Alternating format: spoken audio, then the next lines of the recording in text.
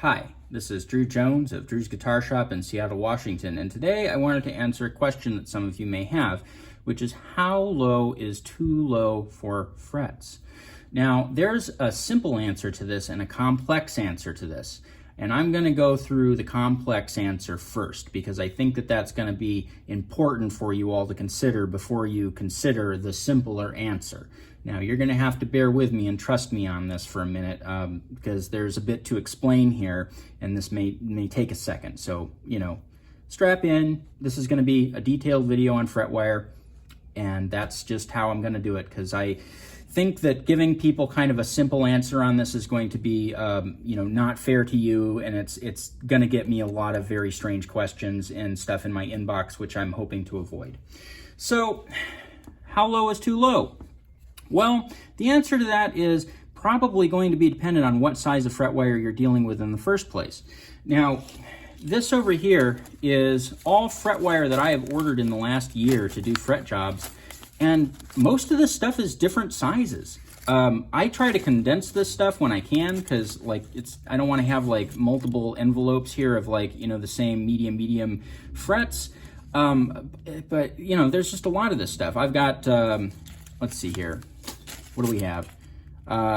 Medium wide. We have medium in nickel silver. We have medium highest in stainless steel. We have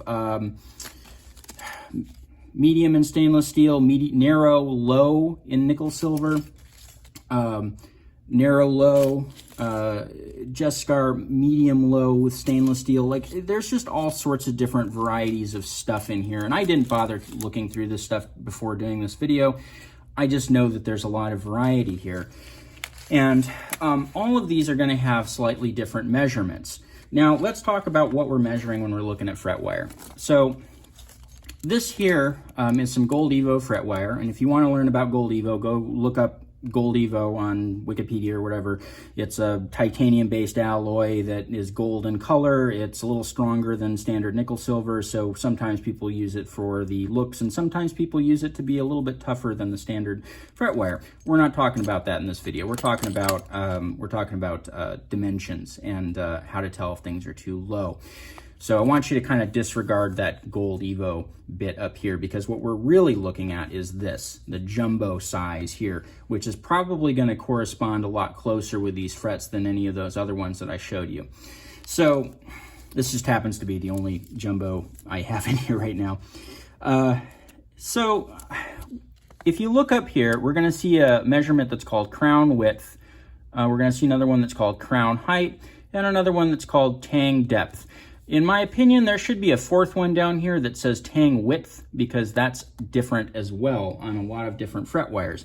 So we're going to go ahead and we're going to talk about what all those mean. So if you look at a piece of fret wire end on like that, you're going to see something that kind of looks like a little mushroom. So there's a little tiny stick down here and there's kind of a wider thing up here. Looks kind of like a mushroom again. So I'm just going to draw it out a little bit bigger so that we don't have to strain our eyes and kind of look at that actual fret wire. And we're just going to do this. Kind of a bad illustration. I'm not an artist, but whatevs. So your crown is this up here. So this little part of the fret that is actually above the fretboard is your crown. This dimension here is your crown width. Now on jumbo fret wire, that crown width happens to be around 110 thousandths of an inch. We're going to be dealing with some thousandths of an inch measurements here, and unfortunately for those of you who are doing stuff at home, that means that we're going to be using one of these little guys. If you don't have one of these little guys, I'm going to maybe suggest that you might not be ready to do fret work.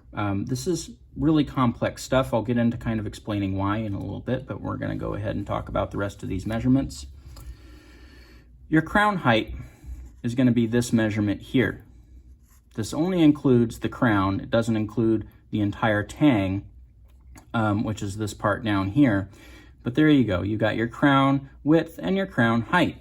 That's going to largely determine what the player sees, you know, in terms of the fret wire when they're looking at it, because that's going to be the part that's above ground. That's going to be the thing that you can really see.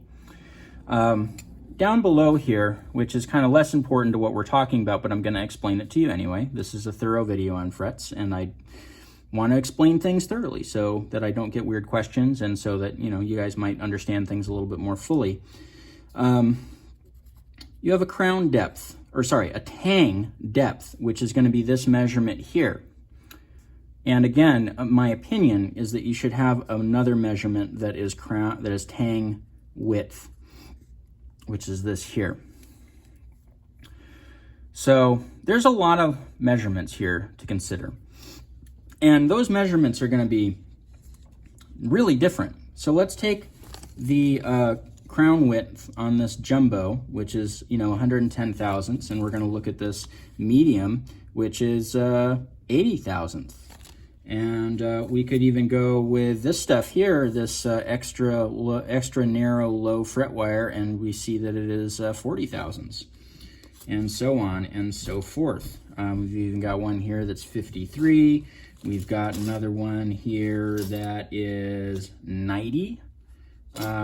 We have another one here that's 84. We have 104 and 84. Those are a lot of different widths.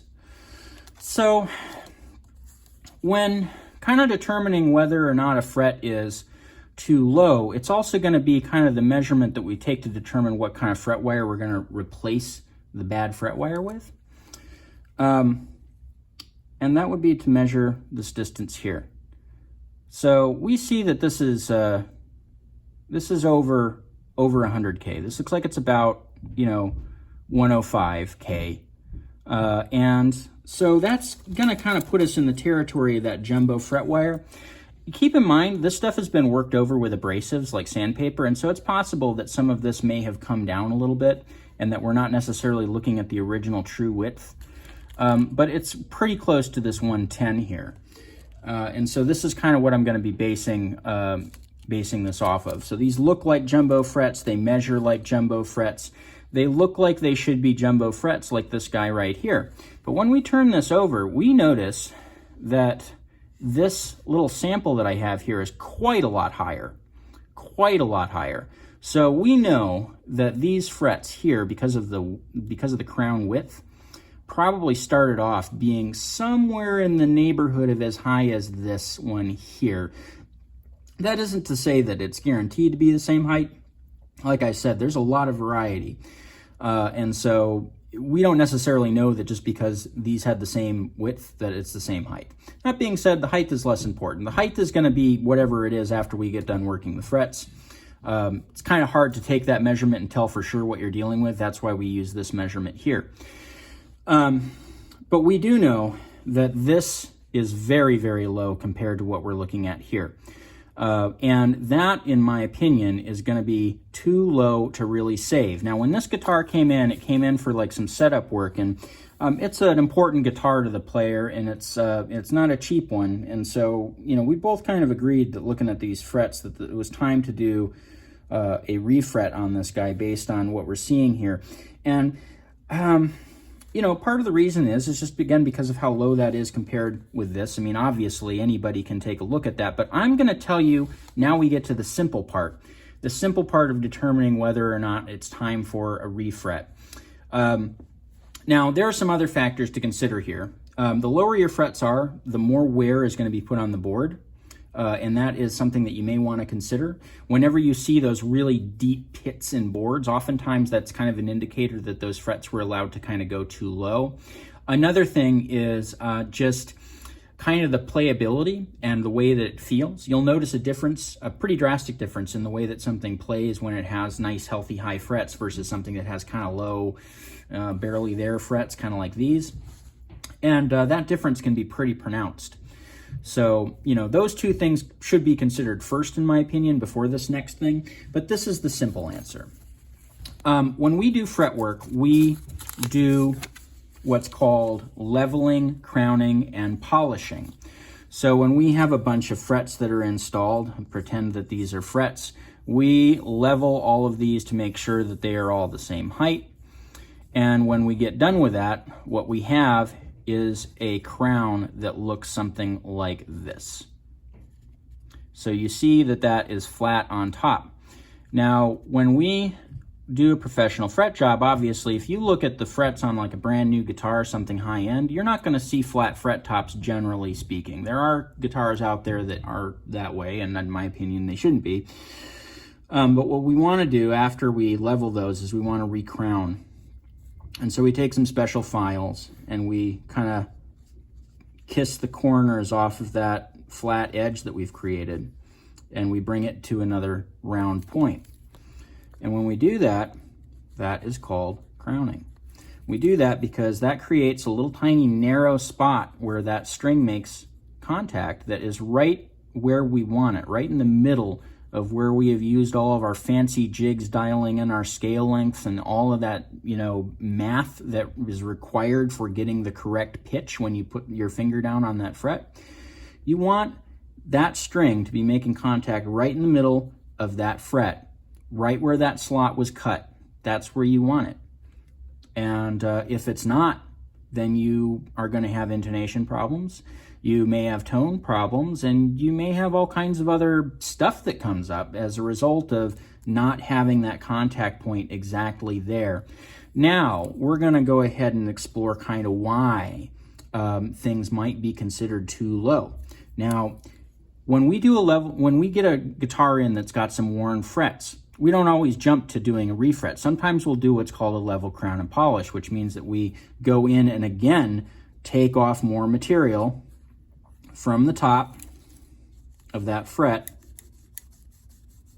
and then we go in and we kiss those corners off again, and we create a nice little crown. But you see that that fret got lower when I did that. Now, with a good healthy fret job, you might be able to get, maybe 1, 2, 3, if you're really lucky, level, crown, and polishes out of a fret job before things start getting kind of sketchy. I'm just going to go ahead and say that this was our first level, crown, and polish, and then we're going to go ahead and we're going to take it in for a third level, crown, and polish. And we take it all the way down to there. Maybe whoever did that level, crown, and polish is really happy-go-lucky with their sandpaper and their block, and they just took off an awful lot of material. Well, now you look at that and you realize, okay, well, I've got to crown this. Well, I can sorta crown it. I can sorta crown it. I can kinda kiss those corners off kind of a little bit, and I can create something that looks like that. But there's not much there. And that's kind of where we're at with this guitar here. It's just that this has been taken down way, way, way low. It's not really necessarily a super sharp crown. So like this point at the top probably is a little fuzzy now. You might be making contact here. You might be making contact here. It's not as nice a point as we would like to have. And to top that off, if we then wanted to go ahead and level and crown this again, we're not going to be able to crown that. Just full stop. Like, that's just not gonna be crowned. We might be able to get a level out of that, but we're definitely not going to get a crown out of that.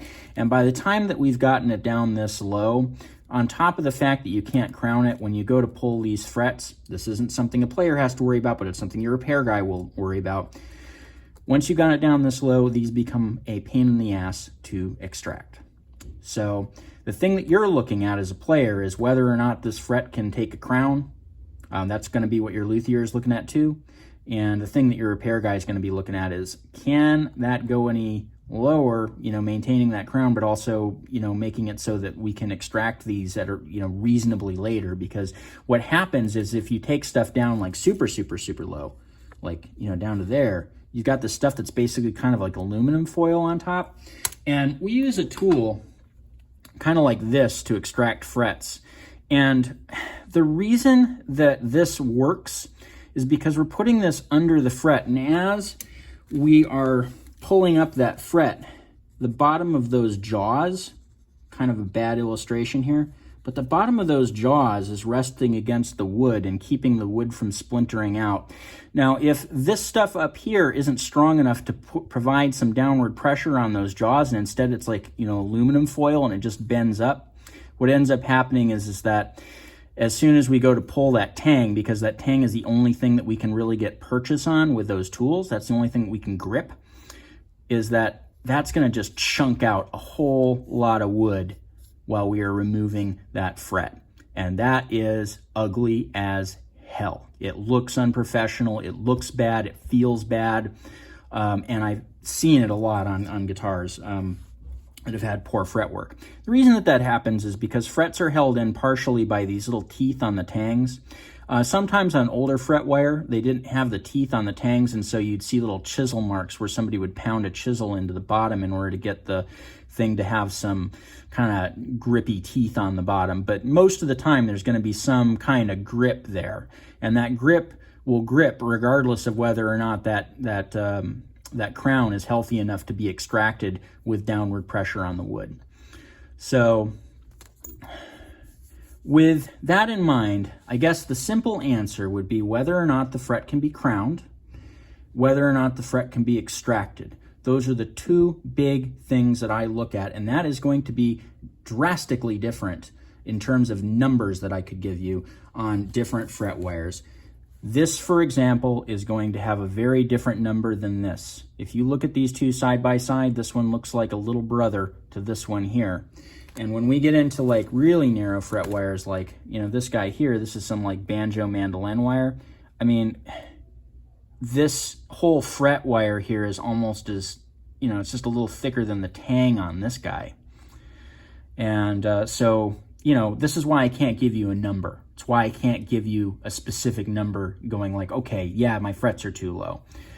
Because these are going to get too low quicker than this and going to be a different number than this when they're too low. And the same thing goes for that medium fret wire that I showed you here. There's not just one answer. It's a little complex. I would say the good rule of thumb, again, to consider is whether or not that fret can be crowned, whether or not that fret can be extracted. Now, we are to the point on this guitar here where these frets cannot be crowned. They're already kind of not crowned. And I don't think I could go in there and do a better job crowning them at the height they're at. And so these are going to get pulled. We are going to go ahead and refret this entire neck. All of them are this low. So all of those frets are going to go, and we're just going to go ahead and redo the board, and we are going to put new frets in. Now, I'm going to go ahead and just kind of clarify some things. Now, when I say redo the board, guitar necks are supposed to be a particular shape. Most people think, okay, well, it's a guitar neck, you want it to be ideally exactly straight. Well, not really. What you want, and this is going to be kind of an exaggerated drawing just because I want to be able to show you all what I'm looking at. This is a bad even for me. I'm going to go ahead and erase that and restart. I'm going to go ahead and draw it off of the frets because I think that that's causing some problems for me. You want a little bit of relief. Relief is forward bow. This is very exaggerated, very, very, very exaggerated. This measurement in here would actually only be about 10/1000ths of an inch, so like the width of an E string on a high E string on an electric guitar. Very, very, very exaggerated drawing that I'm doing here. When you get to the body joint, whether it's an electric or an acoustic, you ideally want to have a little thing called fall away, which is kind of a little ramp that comes away from the neck. This is so that as the guitar ages, that kind of pulls up and this becomes straight, rather than kind of what you might see on some older guitars where you just have kind of a long bow shaped neck, and when you start playing around in here, everything kind of frets out on these frets over here. This is to kind of prevent that from happening for a while. And this neck relief here is actually to provide a little bit of clearance for the string as it vibrates, because it's an elliptical vibration pattern, right? you see a string and it kind of goes doing, and right in the middle there, right in the middle of that neck, there's going to be a little bit more movement. And so in order to get those strings as low as we want them for good action, we need to provide a little bit of that neck relief in order for those strings to clear. So that's what that is. And when we do refret, what we're doing is we're taking some of this age, because all guitar necks basically kind of want to end up this way naturally just by the string tension that's being applied to them over the years. We want to be able to take this damage, because that is damage, and we want to go ahead and reshape that neck into a healthy shape before we install the new frets. And so that's part of why we have to like retrue a board when we do a refret. And the other thing to consider too with frets is that, you know, there's a lot of these. You want to make sure that the tang is the right width for going into those slots. So like if you're going to do something like take your banjo, which probably has wire like that, and you want to install jumbo fret wire in it, you're going to have to widen out those tangs in order to get that fret wire to fit. The other thing too is that like there's just a lot of them. So the reason why like you'd want to go for a level crown and polish, for example, over a refret is because a level crown and polish is only $160 here at my shop, whereas a total refret here at my shop I charge $300. And I charge $300 because I got to work on every single one of these. Now you could think about it and go like, how much would you charge somebody just to replace one fret if you were doing the work? And you're probably coming up with a low number and you're going, ha ha ha, Drew, that's only, you know, that's only, I would do that for like 12 bucks, 20 bucks, whatever number you're thinking of, take that and multiply it by like 22, 24 frets. And that's the reason that frets are expensive to install. You got to do that board. You got to get that board exactly right. You got to get those frets in. You got to get them installed exactly right. And you got to do whatever you're doing on these frets exactly how many times as there are frets in the guitar. And that's all got to be done pretty damn precisely, or you don't end up with good fretwork. So I know that tail end of the video wasn't necessarily related, but again, I wanted to be kind of thorough here talking about fretwork and talking about frets and talking about how we consider whether or not, you know, it's time to get a refret. That last little part was to kind of give you a sense of what it costs and what it takes to do the work of doing a full refret versus doing a level crown and polish. So I hope you bore with me through this entire video. I hope that you learned some new stuff. If you did, I've got a lot of other videos like this on my channel. If you found this video particularly useful and you want to kick me a few bucks, there's a link to my Ko-Fi in the description of the video. There's also a link to my Patreon in the description of the video. If you have long form questions, that is to say questions that are like a paragraph long, I would prefer to get those questions through my Ko-Fi. It does take me time to answer those things, and that time is labor. And I appreciate getting those questions. I'm happy to answer them, but again, if I'm going to be on the phone with somebody for like an hour, it's an hour that I could be doing work. So, you know, try to understand and bear with me, guys. The other thing that I'll say is my website is in the description of that video, and that website has my price page and some other information on it, including a page on maintaining the health of your own stringed instruments, which you may find useful. So please go ahead and pass this around if you think that you have friends that might enjoy it, and thanks for watching.